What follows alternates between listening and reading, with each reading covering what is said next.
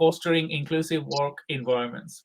We understand that there are gaps out there, but they need to be addressed. Yes, we have come across lots of developments. We thank you to the British people that they have made this adjustment for us, because I came from outside of the UK.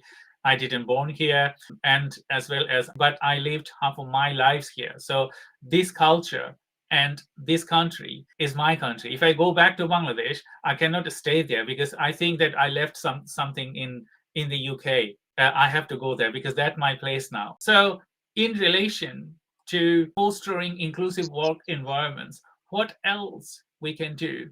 Maybe the role of business, supporting women leaderships and neurodivergent, or policies or mentorships for specific business purposes. What we can do? I think, say for example, let's take neurodiversity. I don't know if that word has been around for longer. I've only heard it for the last 2-3 years, maybe, being used, and it's used a lot now. You hear it everywhere. Whereas a few years ago, 5 years ago, I never heard the word. I didn't even know there was a word like that existed. And I think we need to educate people more. So, for example, when you think about ADHD, you think about a little boy at school jumping about and being really hyperactive and not sitting down and not being able to concentrate.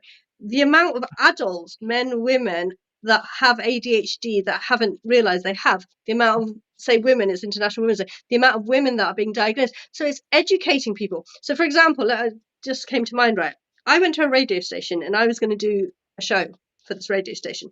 And I wanted to be really honest, because previously when I've been elsewhere, I haven't told them my history. I haven't told them any of my affects. I didn't know I had a lot of the affects and things, but I saw that caused problems later, that I hadn't told them about these things. So I'm going to be really honest.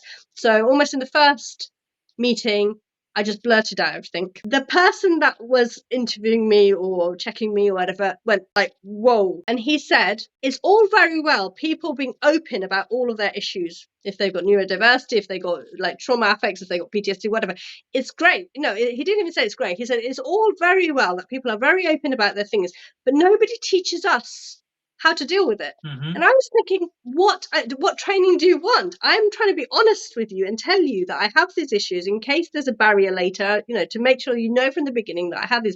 But it's not that I can't perform. It's not that I'm not going to be good at my job. It's not that I'm not going to try to do my job as best as I can, like everybody else. I just want you to know that I might be a bit hyper one day. It's because I have ADHD.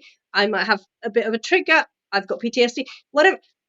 But that negative reaction I got from him then made me doubt. Maybe I shouldn't be honest. Maybe I need to carry on masking like I have been all my life.